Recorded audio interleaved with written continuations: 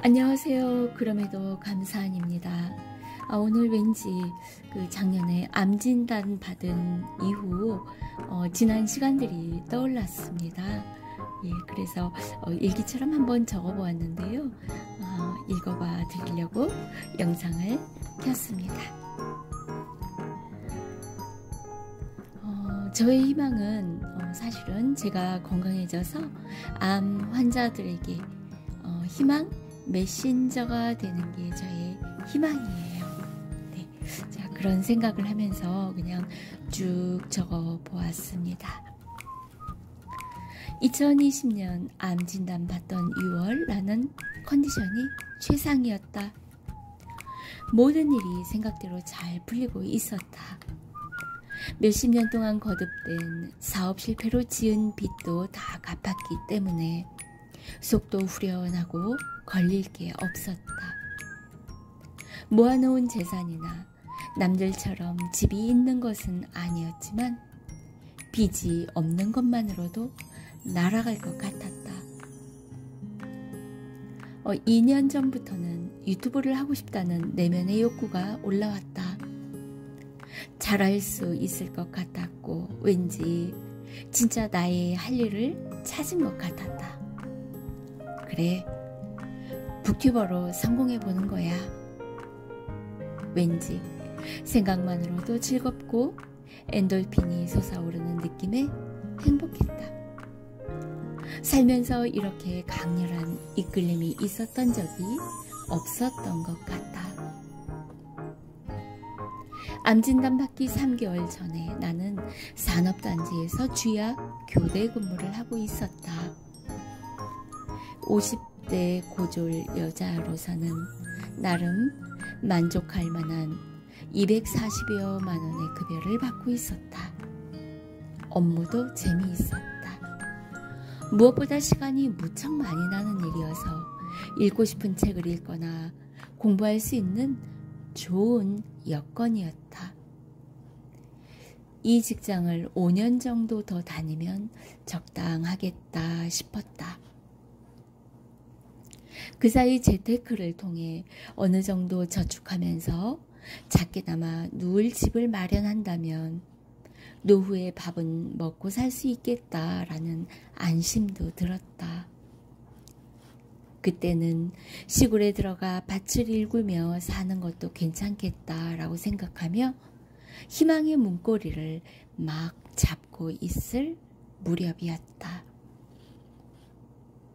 그러던 내가 2020년 6월 유방암 4기 진단을 받았다. 암 4기라고 하면 다른 장기로의 전이가 있을 경우를 말한다. 나의 경우는 양쪽 유방암이므로 양쪽 겨드랑이 림프절, 양쪽 어깨뼈, 척추, 갈비뼈, 꼬리뼈, 양쪽 골반뼈까지 몸통 전체 뼈에 모두 전이 된 상태다. 청천벽력의 진단 결과였다. 죽어야 하나 보다. 죽는구나. 죽음을 맞이해야겠군. 그렇게 마음으로 받아들이면서도 목숨이라는 게 죽겠군이라고 생각하고 죽을 수밖에 없다고 생각한다고 해서 단번에 끊어지는 것은 아니었다.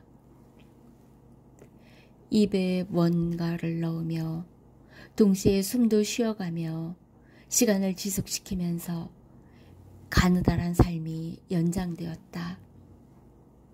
이 가느다란 목숨이 언제 끊어질지는 아무도 알 수 없었다.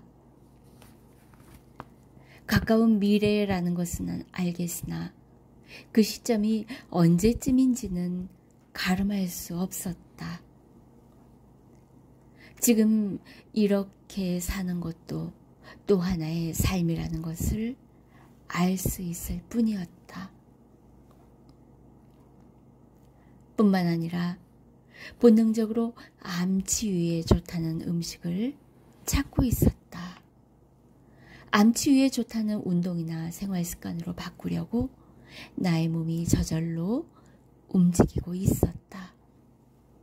그리고 암 치유의 독이라는 생각 습관도 바꾸려고 뇌가 자동적으로 움직이고 있었다. 나도 모르게 말이다.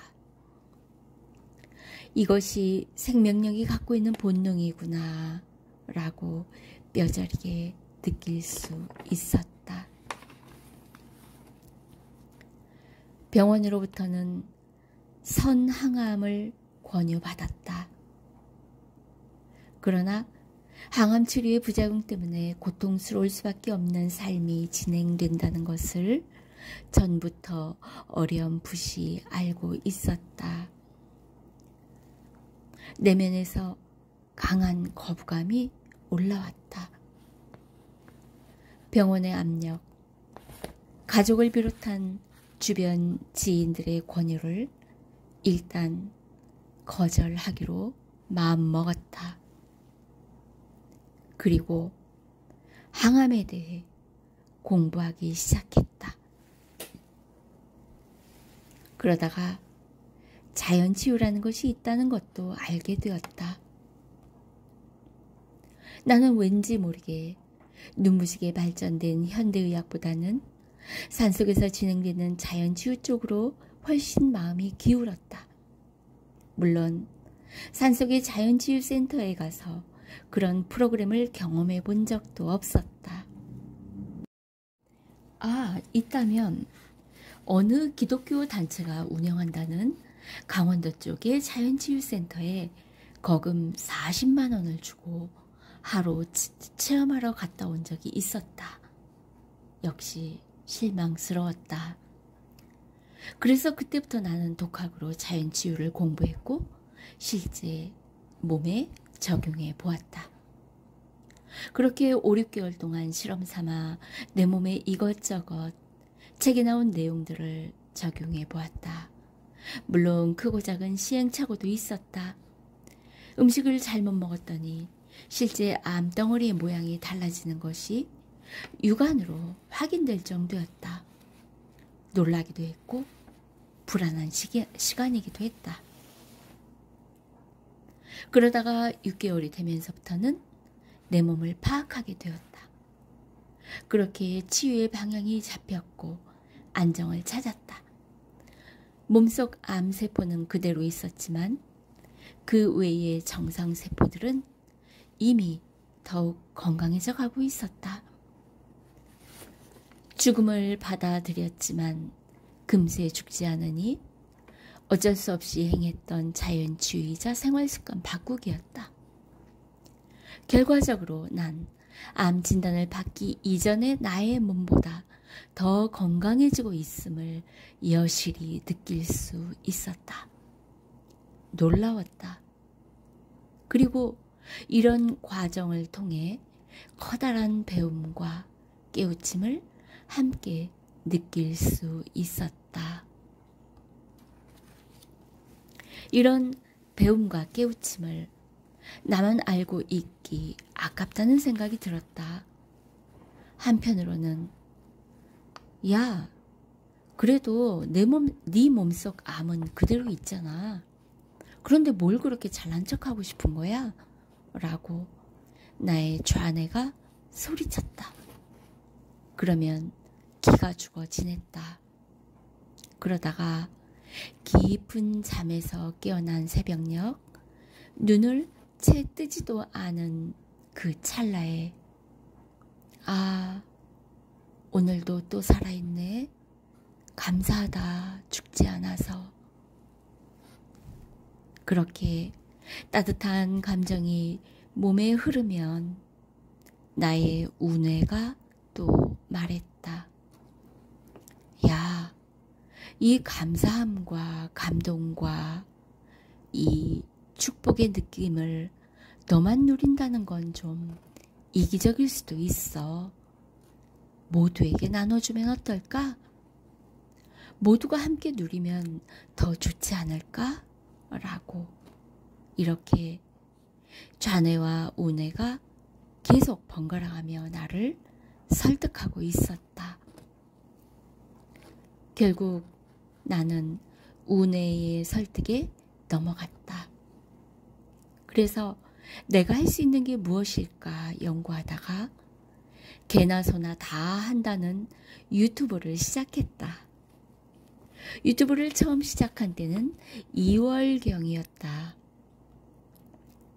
한 개 업로드하고 나니 또 좌뇌의 비난이 들렸다. 너무 시기상조 아니야? 암이 줄었어? 없어졌어? 라며 논리를 바탕으로 한 증거물을 갖고 오라고 협박했다. 그렇게 엉거주춤하게 2, 3개월이 지났다. 물론 암은 사라지지도 줄어들지도 않았다. 하지만 우뇌도 부드럽게 내게 속삭였다. 지금까지 나빠지지 않았잖아. 건강한 세포가 더 건강해져서 너는 지금 그 어느 때보다도 좋은 컨디션임을 느끼잖아. 기분 좋게, 신나게 생활 잘하고 있잖아. 이 기분 좋음을 사람들과 나누게 되면 그 사람들도 그 에너지를 받아 현재보다 더 나은 생활을 할 수 있다는 생각을 왜 못해? 더 깊이 생각해봐 라고. 그래서 5월부터 유튜브를 본격적으로 시작했다. 아직 구독자가 400명밖에 안 되고 조회수도 100회에서 300회 사이에 불과하지만 난 기쁘다.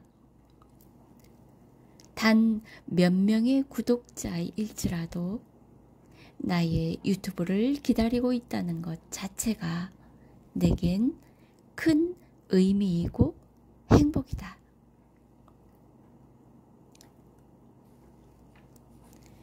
나의 유튜브 채널을 통해 한 사람이라도 나로 인해 행복하고 보다 건강하고 안정감을 누리며 보다 영적인 성장을 이룬다면 그보다 더 기쁜 일이 있을 수 있을까? 나는 나의 생명이 연장되는 데에는 이유가 있다고 생각한다. 나의 경험을, 나의 배움을 많은 사람에게 나누어 주라는 과제를 하늘이 부여했다고 여긴다.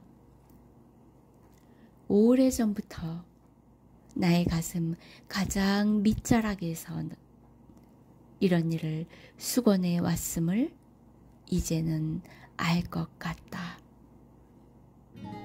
그리고 그 수건을 이루라고 이러한 시간이 나에게 주어진 것 같다. 생각해보니 곧 현실이 될 것 같다. 아주 조만간. 아마 2022년이 바로 그런 수건이 눈앞에 크게 펼쳐지는 첫 해가 되지 않을까? 라는 희망도 꿈꾸어 본다. 이렇게 꿈을 꾸는 것만으로도 나의 몸속에는 행복한 호르몬이 흐르고 있고 이 호르몬은 나의 암 치유에 가장 커다란 항암제로 작용이 될 것을 나는 안다. 그래서 기쁘다. 암은 나에게 새로운 삶을 열어주는 통로였다. 그래서 고맙기까지 하다. 아마 고마워. 네, 이렇게 일기처럼 한번 적어 보았습니다. 자, 내 몸에 암이 생긴 것, 그것에는 어떤 의미가 있을 수도 있다라는 생각이 들었습니다. 지금 당장 불편하고 불안하기만 할 것이 아니고요.